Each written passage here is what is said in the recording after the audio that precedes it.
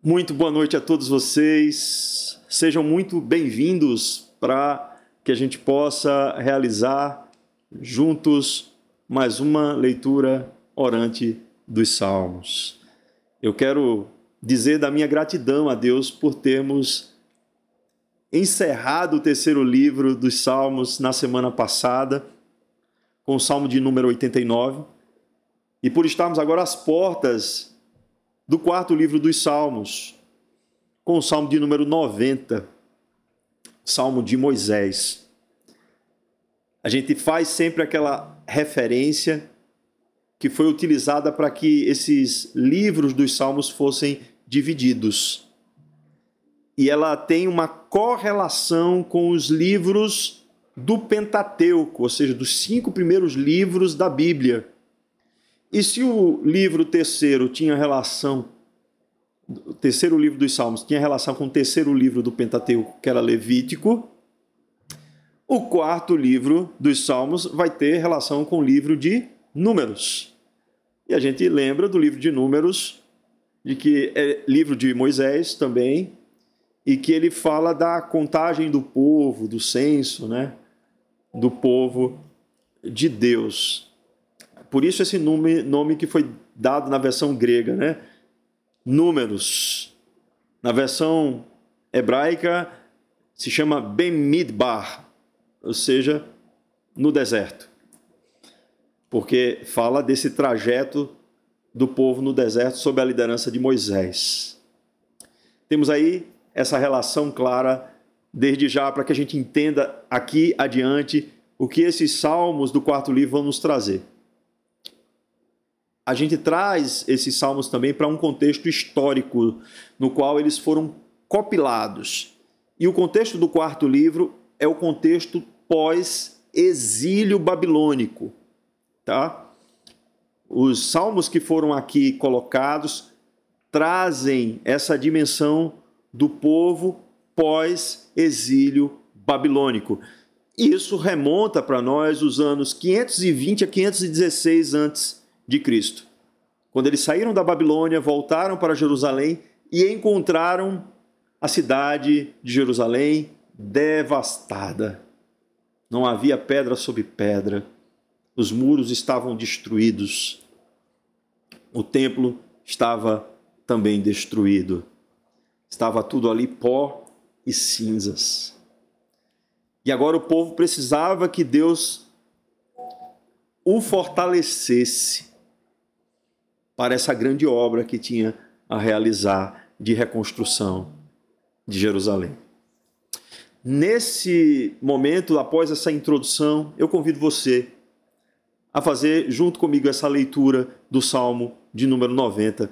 Você que está chegando agora, seja bem-vindo, tome parte conosco.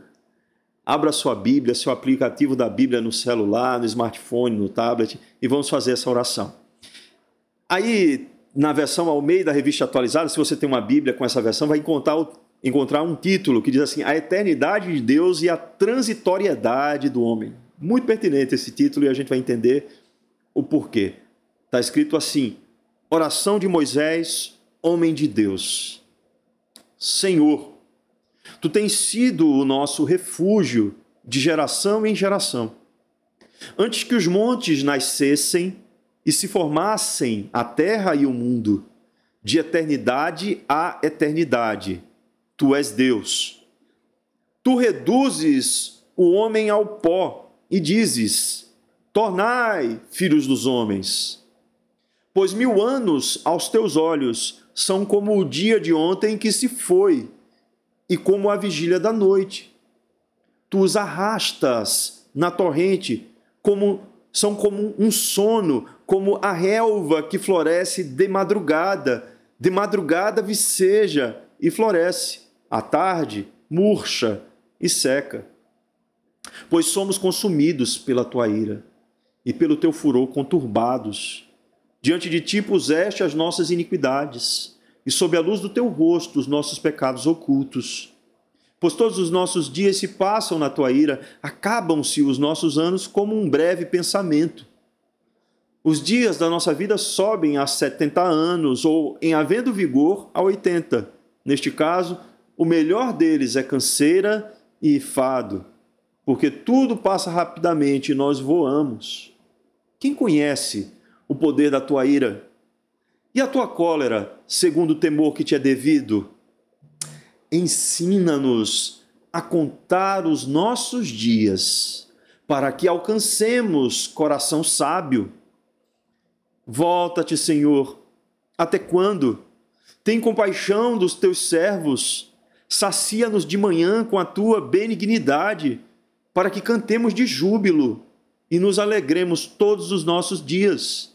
Alegra-nos por tantos dias quantos nos tens afligido, por tantos anos quantos suportamos a adversidade.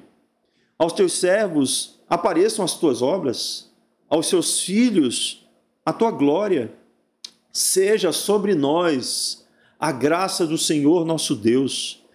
Confirma sobre nós as obras das nossas mãos. Sim, confirma a obra das nossas mãos.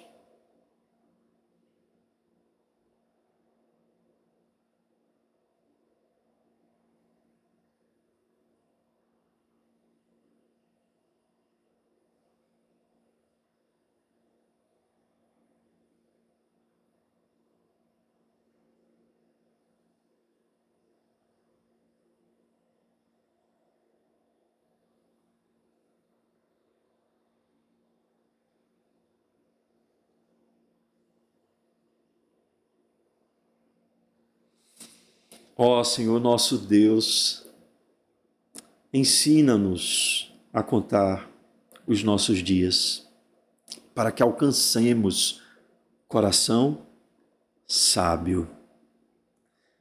Queridos, esse é um salmo de lamento comunitário, onde o líder, ele representa o seu povo diante de Deus em oração. Esse salmo ele tem uma estrutura muito simples, de duas partes, com um coração pulsante, que está localizado no versículo 12, que divide essas duas partes.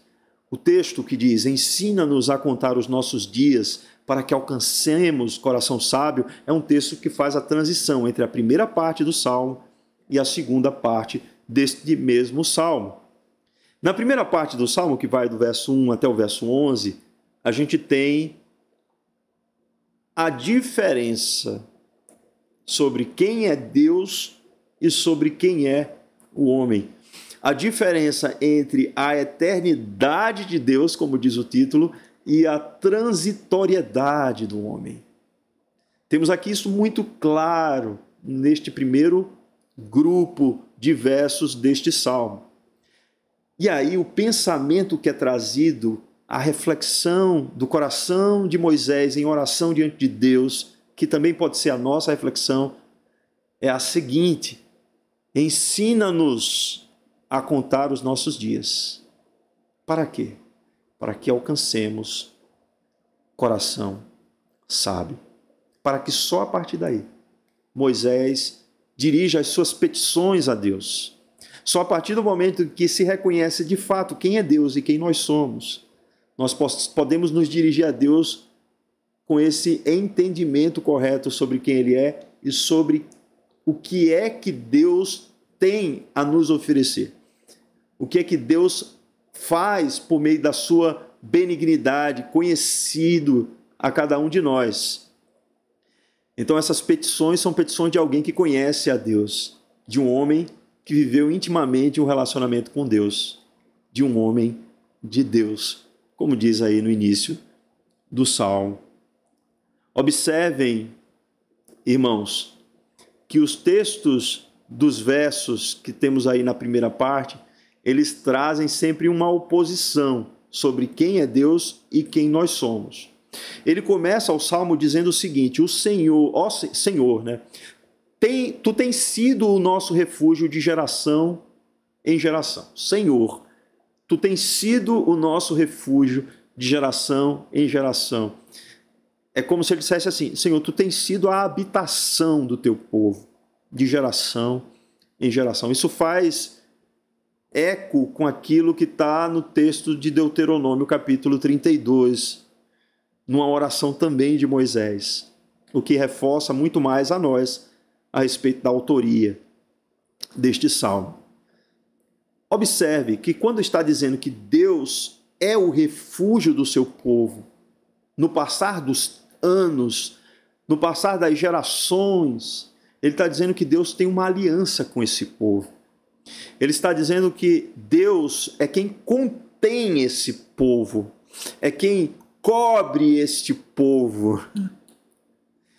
O povo habita dentro de um relacionamento que Deus é o refúgio deste povo. De início, Moisés já dá uma dica para nós aqui, de que nós nos relacionamos com Deus reconhecendo que dependemos de Deus para que esse relacionamento aconteça. Dependemos de uma ação de Deus para que nós possamos estar nele refugiados. É Deus que nos contém debaixo da sua tenda, debaixo da sua habitação. É Deus quem se coloca para nós como abrigo e não o inverso. Então precisamos nos dirigir a Deus de início já reconhecendo essa verdade, que todo aquele que faz parte do povo de Deus, do povo da aliança, crê que Deus é quem sustenta esse relacionamento de geração em geração, acolhendo o seu povo debaixo da sua aliança, da sua proteção. Observem que a partir de então, o salmista vai ser mais claro sobre essas diferenças entre quem nós somos, quem é o homem e quem é Deus. Ele começa falando de Deus. Ele diz assim: antes que os montes nascessem e se formasse a terra e o mundo, de eternidade a eternidade. Tu és Deus, esse é Deus. Depois ele diz assim sobre nós: tu reduzes o homem ao pó e dizes, tornai filhos dos homens. Depois ele volta a dizer quem é Deus. Pois 1000 anos aos teus olhos são como o dia de ontem que se foi e como a vigília da noite.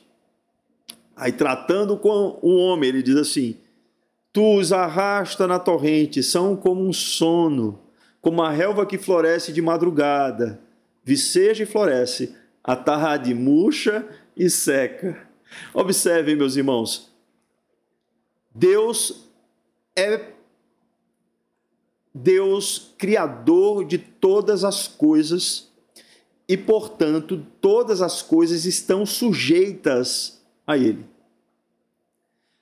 Deus não foi criado por ninguém. Deus tem vida em si próprio e Ele é quem concede vida aos homens. Deus foi quem formou todo o universo, todo o cosmo, toda a realidade espiritual e material. Tudo depende de Deus para ser e existir. Porém, Deus, Ele é desde a eternidade, de eternidade a eternidade. Diferente do homem que é de geração em geração, Deus é de eternidade em eternidade. Deus não está sujeito às leis do espaço e tempo, como nós estamos. E o tempo, na nossa vida humana, é inexorável, é implacável. Por vias do pecado, passamos a ter na vida um decaimento, uma entropia. A vida ela passa por um declínio.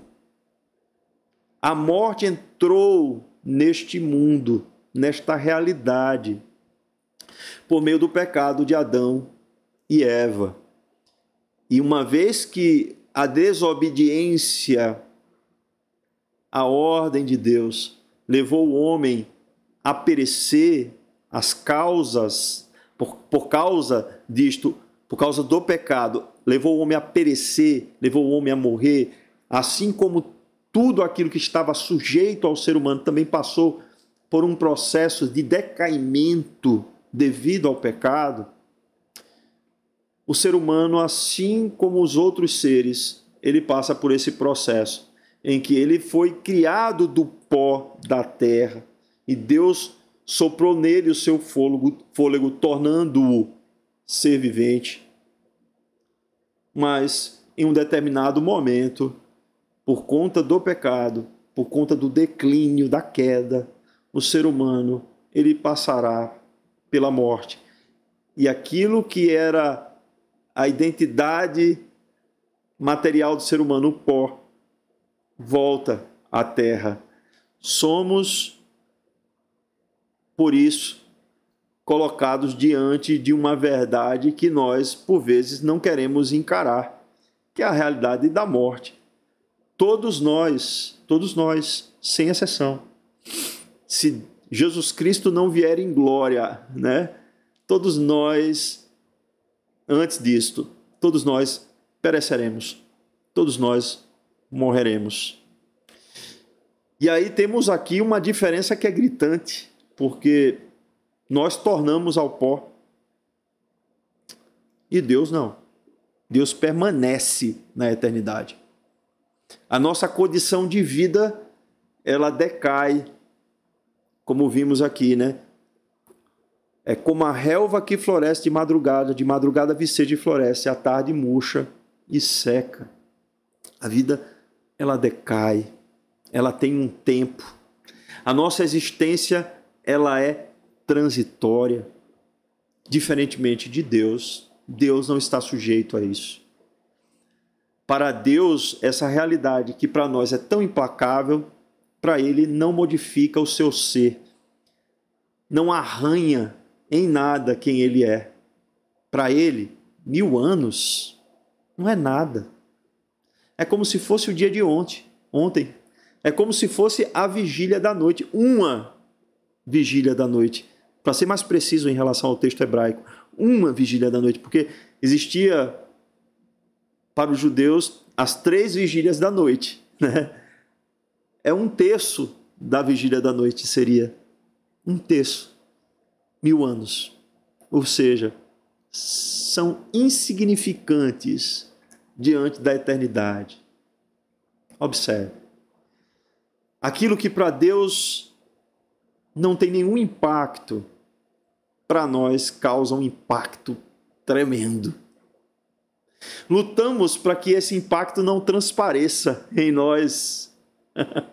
Fazemos atividades físicas, cuidamos do nosso corpo, não há nada de errado, precisamos fazer isso. Algumas pessoas retocam alguma coisinha aqui, acolá, tentando manter esse corpo sem os sinais que o tempo provoca nele, né? Que a gravidade provoca em nós, que o decaimento do pecado nos aponta. E olhem, se a gente observa quem é Deus e quem nós somos, a gente precisa aprender com Deus a contar os nossos dias. A gente precisa observar o nosso tempo de existência com o olhar em Deus, para a realidade que é a realidade de Deus, que é a realidade da eternidade. Não podemos, como povo de Deus, que está guardado em seu refúgio, vivermos como se não fôssemos povo de Deus. Precisamos ser ensinados pelo próprio Deus para que venhamos a remir o nosso tempo, para que venhamos a observar a grandeza da eternidade e, sabendo que pertencemos a Ele, possamos observar esse tempo que vivemos nesse mundo como um tempo curto, que precisa ser vivido para louvor da glória do Seu nome. Se a gente não entende isso, a gente não entende o coração desse salmo, porque é exatamente isso que Moisés está fazendo, nos levando a um contexto em que somos colocados frente a frente com a realidade de Deus. E uma vez que estamos frente a frente diante dessa realidade, precisamos nos humilhar em sua presença. Precisamos confessar os nossos pecados, porque para Deus nada está oculto. Para Deus nada está encoberto. Todas as coisas são patentes. E o pecado, como a gente sabe, que provocou pela queda toda essa decrepitude em relação à vida, é o que faz com que também a santidade de Deus se volte para nós, de maneira que a sua ira é expressa sobre a vida humana. O que é a ira de Deus? É a expressão da santidade de Deus contra o pecado. Deus, ele não se compatibiliza com o pecado nem com o mal. E por ser esse Deus santo, quando o pecado está à sua frente, o que acontece é que ele age com a sua ira contra o pecado. E observe que a partir de então, do verso 7, vai se trazer essa realidade da ira de Deus de uma forma muito severa pelo salmista Moisés. Olha o que Moisés diz aqui, perceba, ouça, pois somos consumidos, assim como a folha, a relva que murcha, né? Que floresce mais de madrugada, mas à tarde murcha. Somos consumidos pela tua ira e pelo teu furor conturbados. Não há como compatibilizar o nosso pecado com a santidade de Deus. E a ira de Deus é uma ira totalmente justa contra o nosso pecado. Ele diz no verso 8, diante de ti puseste as nossas iniquidades, e sob a luz do teu rosto os nossos pecados ocultos. Pois todos os nossos dias se passam na tua ira, acabam-se os nossos anos como um breve pensamento. Aqui há uma conexão entre a brevidade da vida humana e o pecado.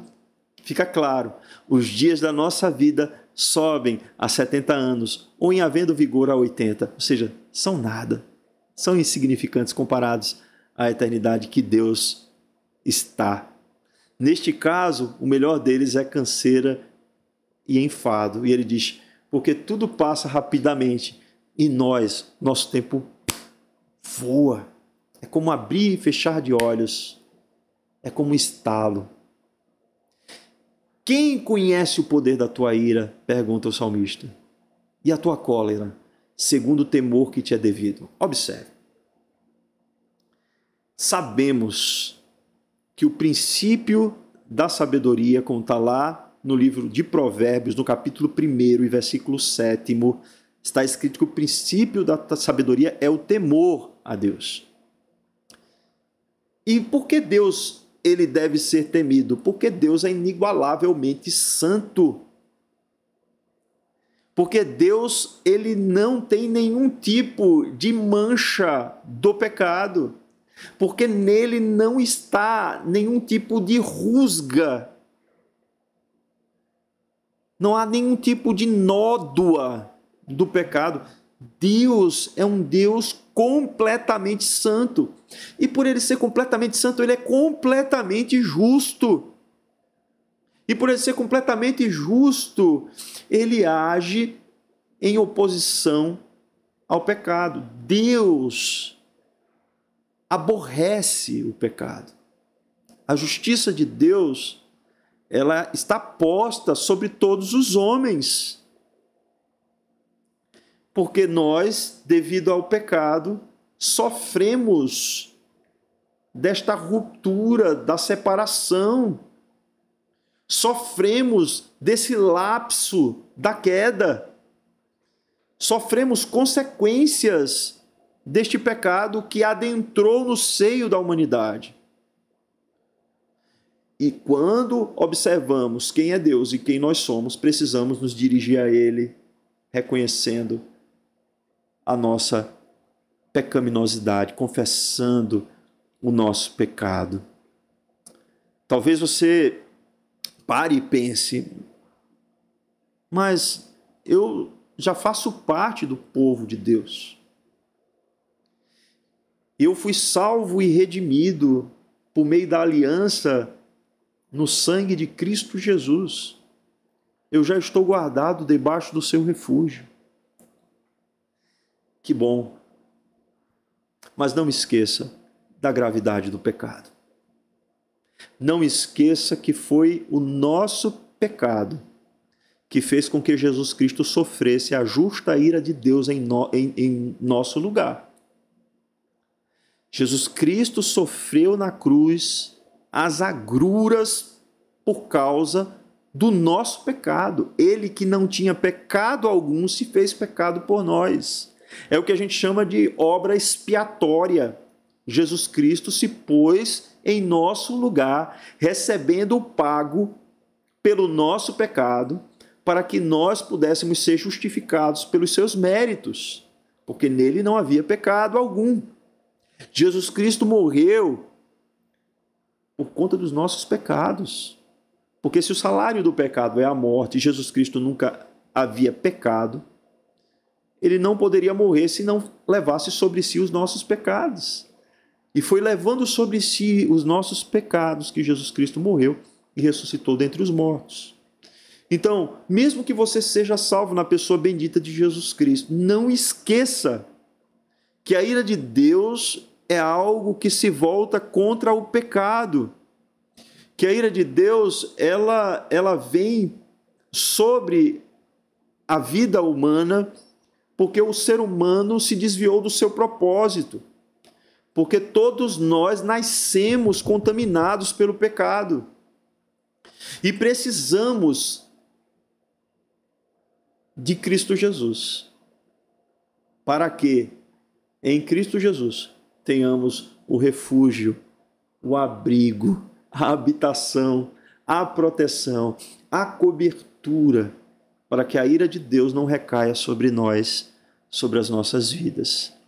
E entramos aqui, vejam só, no texto-chave, que diz: ensina-nos a contar os nossos dias, para que alcancemos coração sábio.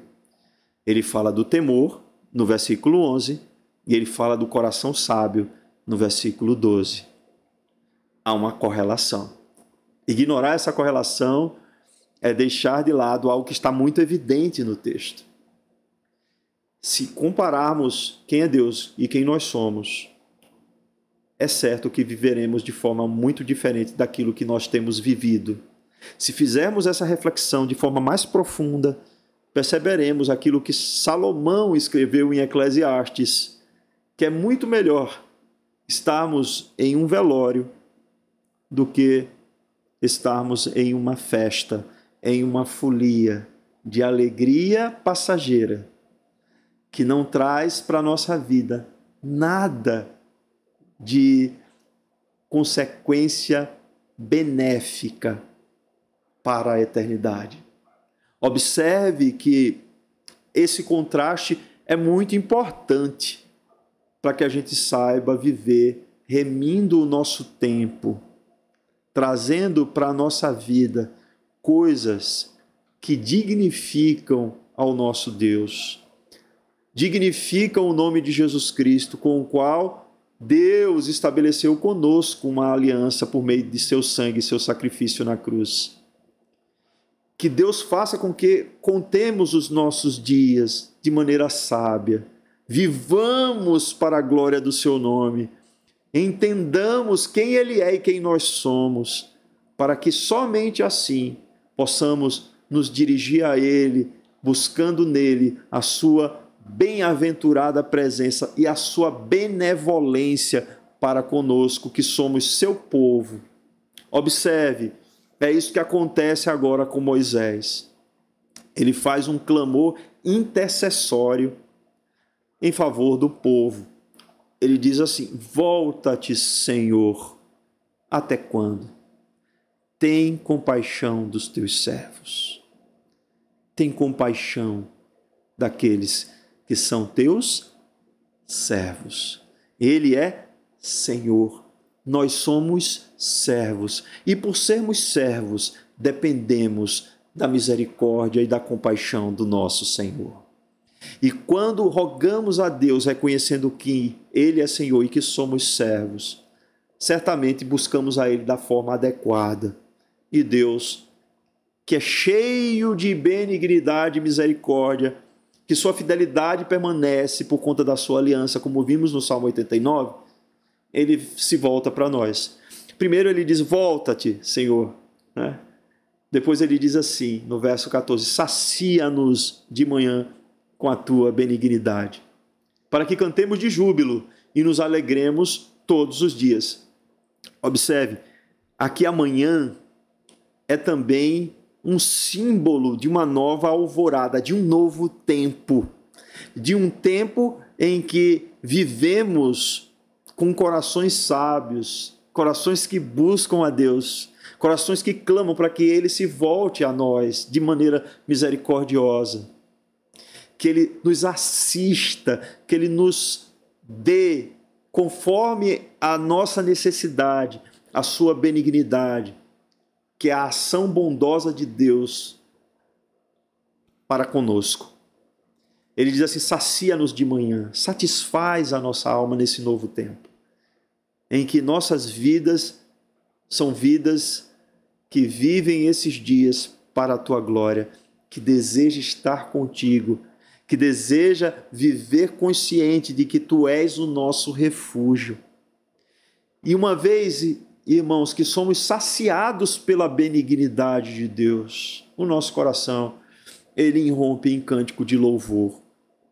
É um cântico de júbilo, de alegria, a alegria da nossa salvação. A alegria da nossa salvação está em Cristo Jesus.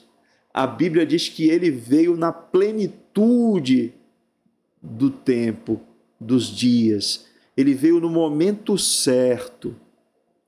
Para quê? Para que ele pudesse se oferecer em sacrifício vivo na cruz do Calvário pelos nossos pecados, para que nós pudéssemos ter nele, em Cristo Jesus, alegria. A tristeza de Jesus, o sofrimento de Jesus propicia para nós alegria. Tudo aquilo que Jesus passou nos trouxe a nós alegria, a alegria da salvação. Por ele ter sofrido em nosso lugar, por ele ter padecido por conta da justa ira de Deus contra o nosso pecado, nós temos agora um relacionamento com Deus que é um relacionamento pacífico. Somos saciados por sua benignidade. E o nosso coração em gratidão se volta a Deus em cânticos de alegria. E ele fala aqui algo que é muito interessante e se sintoniza com vários momentos do povo de Deus. Observa, ele diz aqui, alegra-nos por tantos dias quantos nos tens afligido, por tantos anos quantos suportamos a adversidade. Se a gente pensa em Moisés, a gente pensa no cativeiro egípcio, no tempo que o povo viveu ali sob a opressão de Faraó, como escravos. E ele está pedindo, Senhor, suplanta esse tempo com tempos de alegria. Suplanta que esses tempos de dor e de sofrimento e de adversidade possam ser esquecidos. Isso acontecia também com o povo. Observem que estava saindo do cativeiro babilônico e voltando para Jerusalém. Eles carregavam dentro do coração tristeza. Talvez nós, muitas vezes, quando observamos a vida que vivíamos antes de conhecermos a Jesus Cristo, tenhamos algum tipo de tristeza em nosso coração por ter vivido daquela maneira, vã, por ter sofrido as consequências, muitas vezes, do pecado que cometemos contra Deus, contra a sua lei. E aí a gente pensa assim, Senhor, será que eu vou experimentar algo que tire totalmente do meu coração essa lembrança triste que eu vivi no cativeiro do pecado, sofrendo as consequências do pecado, ainda às vezes na minha vida atual? E a resposta que eu tenho a dar a você, meu irmão, minha irmã, é sim.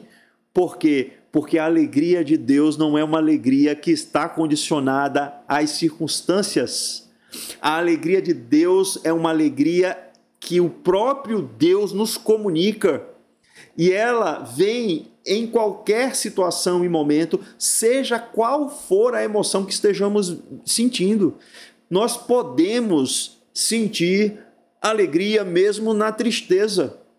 Nós podemos sentir alegria mesmo no medo.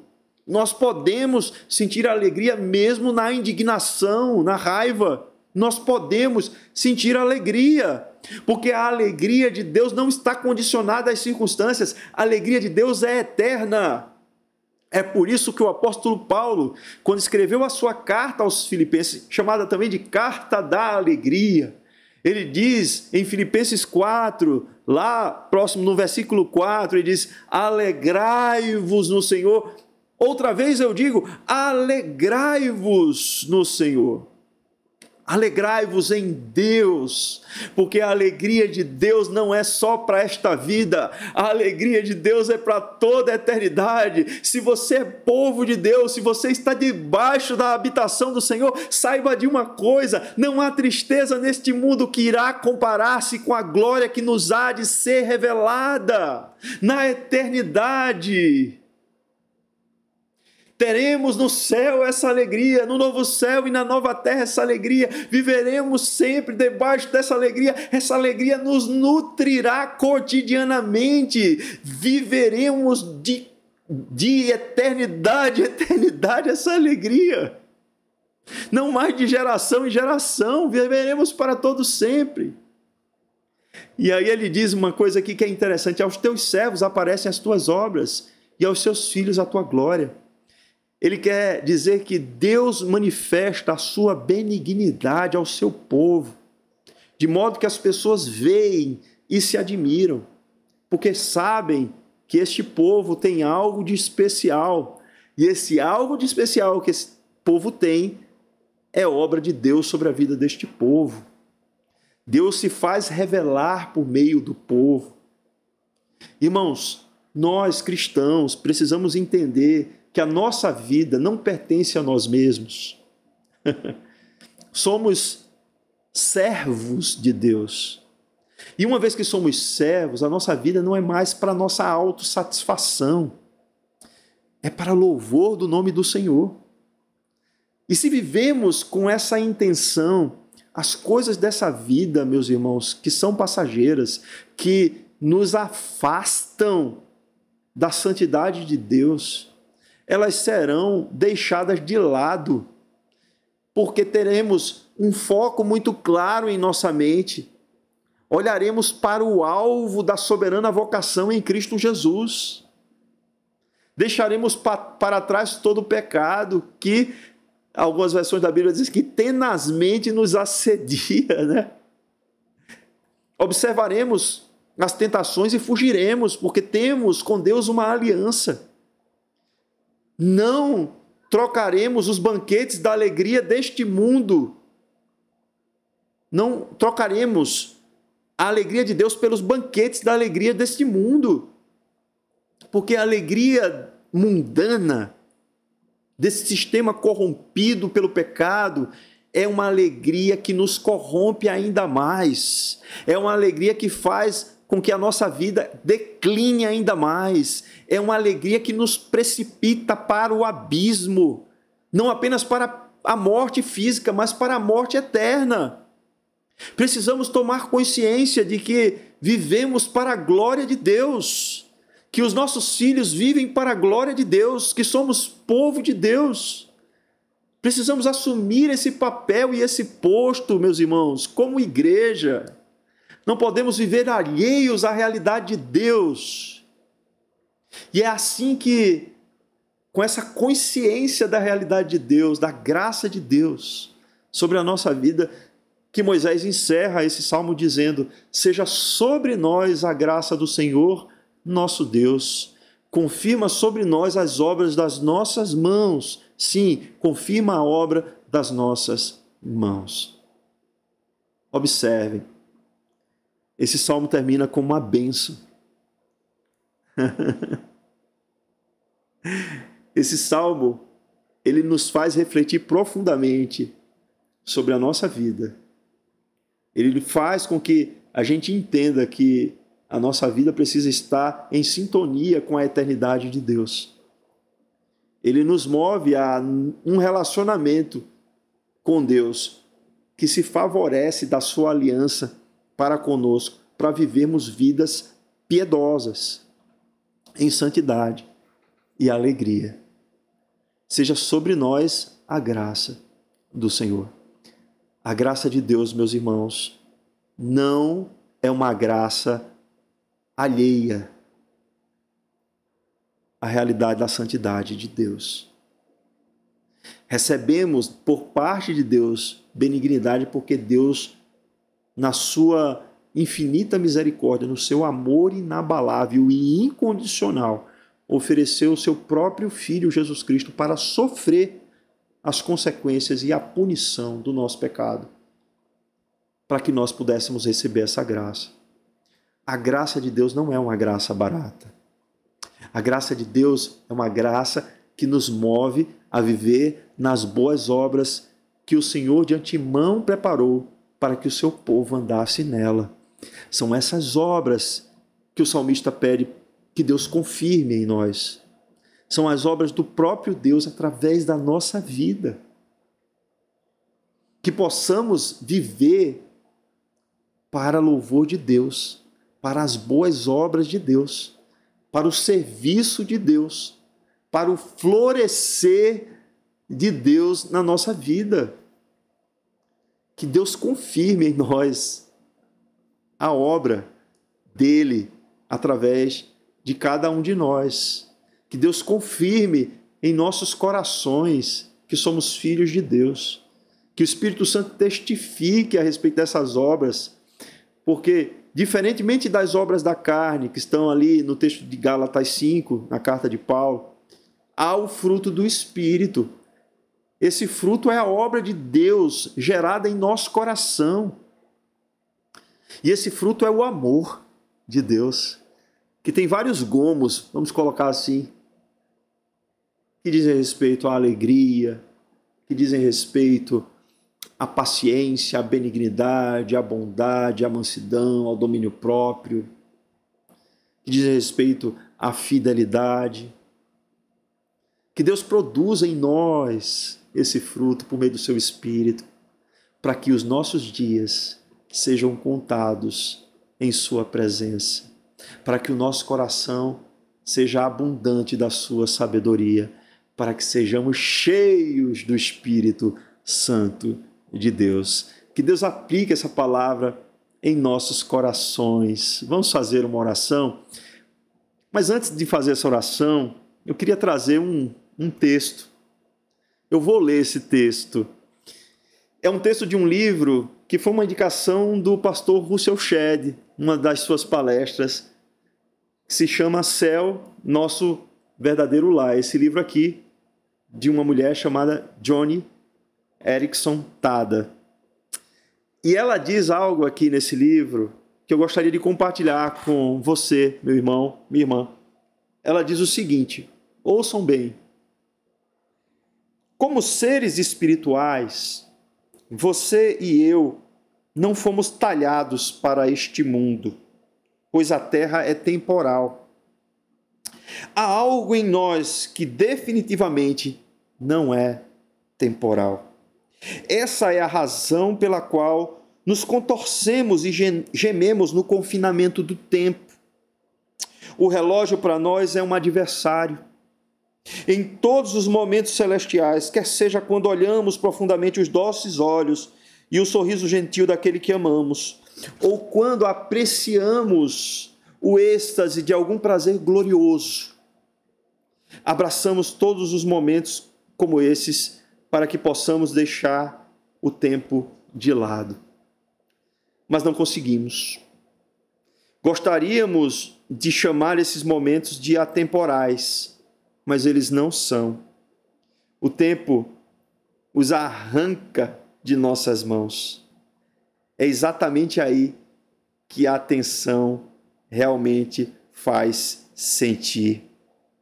Pois, em certo sentido, conforme Sheldon escreve, Van Auken, o tempo é nosso ambiente natural. Vivemos no tempo, como vivemos no ar que respiramos. e nós amamos o ar. Como é estranho que não possamos amar o tempo. Ele estraga os nossos momentos mais agradáveis. Gostaríamos de conhecê-lo, saboreá-lo, mergulhar nele, no cerne de nossa experiência, para possuí-lo totalmente. Mas jamais houve tempo suficiente para isso. O que é que ela traz aqui? É que, por mais que essa vida possa nos proporcionar coisas que são prazerosas, por mais que queiramos reter esse tempo como que congelando aquele momento glorioso, ainda assim esse momento escapa de nossas mãos, porque na realidade temporal as coisas não são fixas, não são permanentes, elas mudam constantemente. Ela vai desenvolver esse assunto aqui por mais capítulos, para nos trazer a realidade de que fomos criados para a eternidade. E que o céu não é algo que está tão distante de nós assim quanto imaginamos. Pois Deus plantou no coração do ser humano a semente da eternidade. Nós que fomos redimidos em Cristo Jesus sabemos e almejamos pelo momento em que os nossos corpos, que são corpos enclausurados na dimensão do tempo e espaço, serão transformados em corpos glorificados à semelhança do corpo de Cristo Jesus.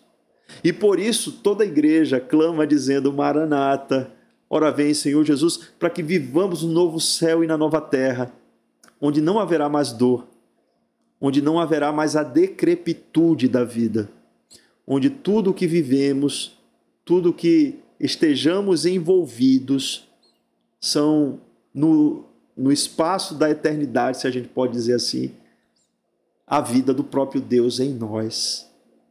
Que Deus possa curtir em nossos corações o desejo da eternidade, para que a gente possa viver nesse tempo aqui, contando os nossos dias, de modo que alcancemos um coração sábio.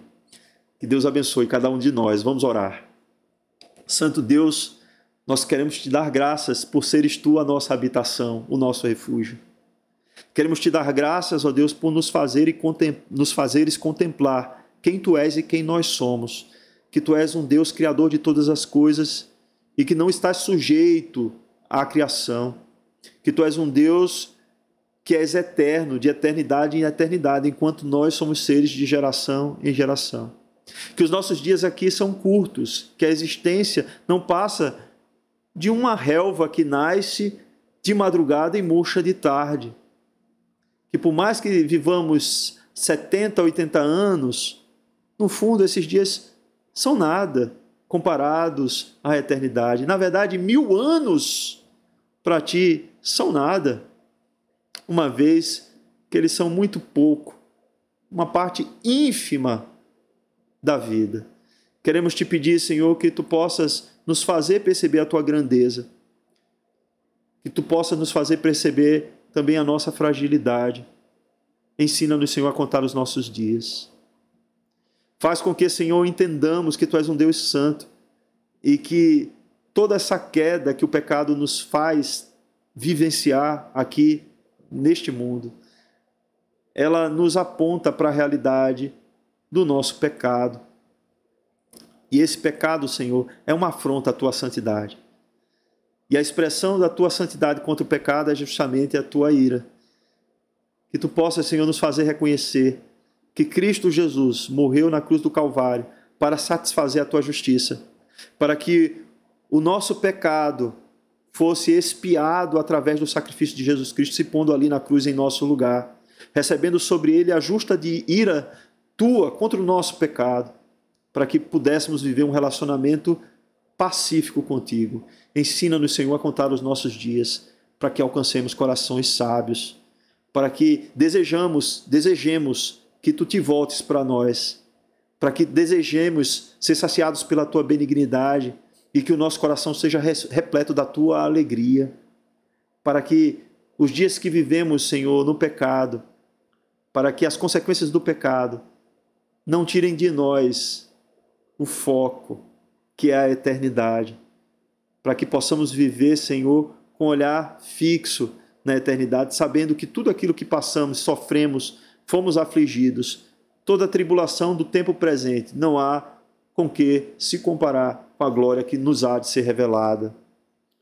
Ó Deus, muito obrigado pela tua bênção sobre a nossa vida, que é uma bênção graciosa, que nos faz, Senhor, em gratidão a tudo que fizeste por nós, por meio de Cristo Jesus, andar nas boas obras que tu preparaste para cada um de nós. Santifica-nos, Senhor, para que possamos viver o nosso tempo aqui, remindo os nossos dias, para encontrarmos no teu coração a sabedoria. É isso que nós oramos por meio de Cristo Jesus, teu Filho, nosso Senhor. Amém e amém. Queridos, que Deus nos abençoe e até a próxima leitura orante dos Salmos.